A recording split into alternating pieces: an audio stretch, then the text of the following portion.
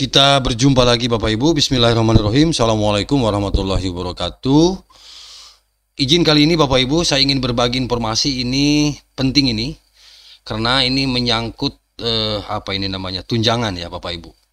Dengan keluarnya peraturan Sekretaris Jenderal Kemendikbudristek nomor 9 tahun 2024 tentang petunjuk teknis ya. Petunjuk teknis penyaluran bantuan insentif Bapak Ibu. Ini untuk guru-guru non-ASN, baik itu di jenjang PAUD, kemudian pendidikan dasar, dan pendidikan menengah. Baik Bapak Ibu, ini ada persyaratan yang harus dipenuhi, karena memang ini sudah berjalan. Dan ini mungkin tahap kedua ya, untuk pencairan yang tahap kedua. Tapi tidak salahnya kalau saya sampaikan kembali persyaratan yang harus disiapkan oleh teman-teman, terutama guru-guru non-ASN. Oke Bapak Ibu, silahkan nanti disimak sampai selesai.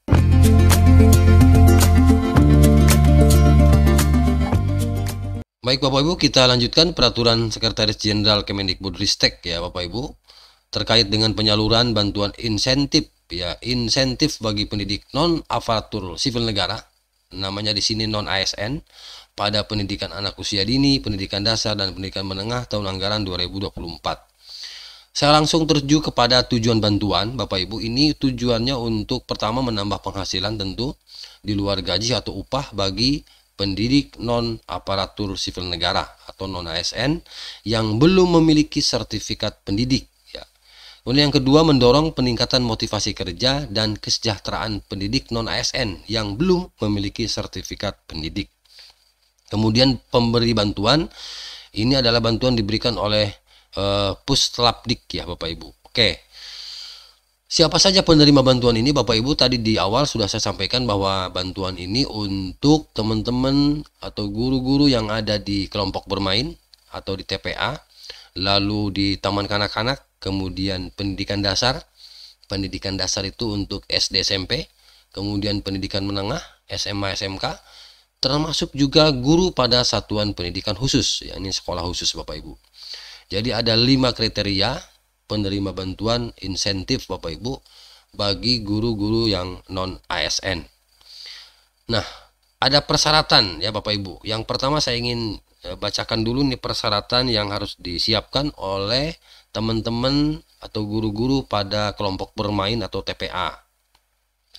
Yang pertama tentu memiliki ijazah paling rendah SMA. Oh, ini jadi masing paling rendah SMA ya Bapak Ibu untuk yang di TPA atau kelompok bermain, atau SMK, atau bentuk lain yang sederajat, misalnya mungkin paket C begitu ya. Lalu bertugas pada kelompok bermain atau TVA di bawah pembinaan Dinas Pendidikan sesuai dengan kewenangannya, dan yang tidak kalah penting di sini juga terdata dalam Dapodik, tidak berstatus sebagai ASN ya. Kemudian memiliki masa kerja paling sedikit 13 tahun secara terus-menerus per Januari 2024. Nah, ini penting Bapak Ibu ya, 13 tahun secara terus-menerus pada bulan Januari 2024. Nah, ini tentu ada bukti fisik, yaitu Bapak Ibu harus menyertakan surat keputusan pengangkatan dari penyelenggara satuan pendidikan. Itu untuk guru-guru yang ada di kelompok bermain atau TVA. Kemudian untuk guru ya, sebagaimana dimaksud pada huruf 1 ya, huruf B sampai huruf E. Huruf B, huruf E itu Bapak Ibu mulai dari guru TK, kemudian pendidikan dasar, kemudian pendidikan menengah dan pendidikan khusus ya. Mulai dari B, angka 1 huruf B sampai dengan huruf E. Nah, ini angka 1 ya Bapak Ibu. Angka 1 ini ya, angka 1 dari huruf B sampai E, mulai dari guru taman kanak-kanak, pendidikan dasar, pendidikan menengah, dan pendidikan khusus. Baik, izin ya saya membacakan. Nah, persyaratan yang harus ditempuh oleh guru-guru yang ada di TK, SD, SMP, SMA, SMK, dan pendidikan khusus. Yang pertama, belum memiliki sertifikat pendidik.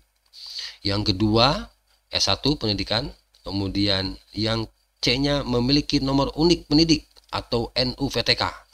Lalu yang keempat, memenuhi beban mengajar sesuai dengan ketentuan peraturan perundang-undangan.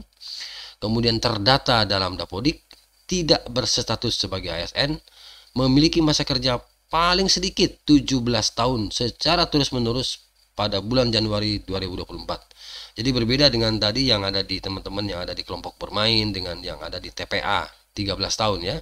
Tetapi mulai dari guru TK, SD, SMP, SMA, SMK itu minimalnya 17 tahun tidak terputus ya, terus-menerus begitu ya. Dibuktikan juga dengan surat keputusan pengangkatan dari penyelenggara satuan pendidikan, artinya dari sekolah. Oke. Lalu berapa sih besaran bantuan yang diberikan Bapak Ibu? Nah, ini untuk bantuan yang diberikan ini dalam bentuk uang. Kalau untuk guru-guru TK atau ya betul guru-guru TK, SD ya, kemudian SMP, SMA, SMK ini 300.000 per bulan. Oke.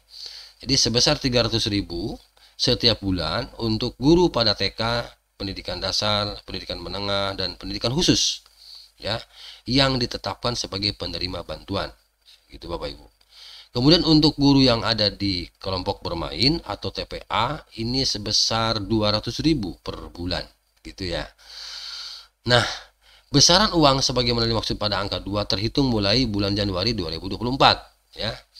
Jadi kalau kalau kita lihat penyalurannya Bapak Ibu, ini kan disalurkan 2 tahap ya. Pertama itu tahap 1 ini mulai disalurkannya bulan Juli ya.